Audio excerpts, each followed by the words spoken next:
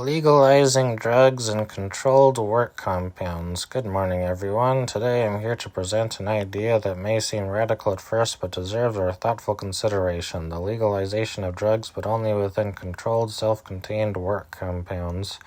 This concept draws inspiration from the controversial practices of Osho, where controlled environments allowed for experimentation and self-discovery. Let's examine how this approach could address several societal issues while maintaining public safety.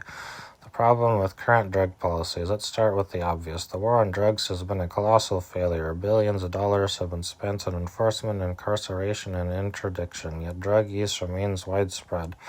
Criminalization hasn't worked. It has only driven drug markets underground, leading to violence, corruption, and unsafe substances. Public health is suffering. Addiction rates are rising. Overdose deaths are at record highs, and stigma prevents people from seeking help. Clearly, we need a new approach. Why controlled work compounds, you might ask? Why work compounds? Here's the rationale. Controlled environments reduce risks. By legalizing drugs within a confined space, we can regulate their quality, dosage, and distribution, ensuring safety for users. Work compounds provide structure. Unlike unregulated use, these compounds would integrate drug use into a system of productivity, accountability, and community. Historical inspiration. Osho's commune allowed for controlled experimentation, fostering creativity and self-awareness without societal disruption. This isn't about promoting drug use, it's about creating a safer, more constructive way to address an issue that already exists. The benefits of this approach. A. Reducing crime and violence.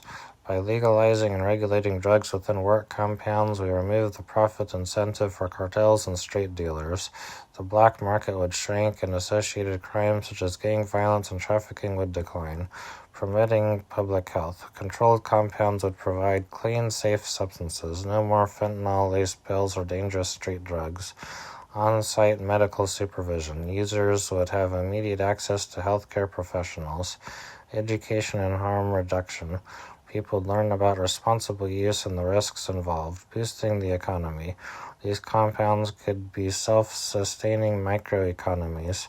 Workers contribute to productivity while having the freedom to use drugs in a controlled manner. Tax revenue from these compounds could fund public health initiatives and addiction treatment programs. Reducing stigma. By normalizing drug use in a controlled setting, we could reduce the stigma that prevents people from seeking help. Addiction would be treated as a medical issue, not a moral failing. Addressing concerns. Won't this encourage drug use? Not necessarily. In fact, research from countries like Portugal, where drugs have been decriminalized, shows that legalization often leads to reduced usage rates. The novelty wears off and people use drugs more responsibly. What about safety outside the compounds? The key is containment. Drugs would only be legal within the compound. Leaving the premises under the influence or attempting to distribute drugs outside would remain illegal. This ensures public safety while allowing controlled experimentation. Isn't this just a utopian fantasy? Not at all. Similar models already exist in other contexts. Alcohol in bars. We regulate alcohol consumption in specific spaces. Why not do the same for other controlled substances? Safe injection sites. These have proven successful in reducing overdose deaths and improving public health. The philosophical angle.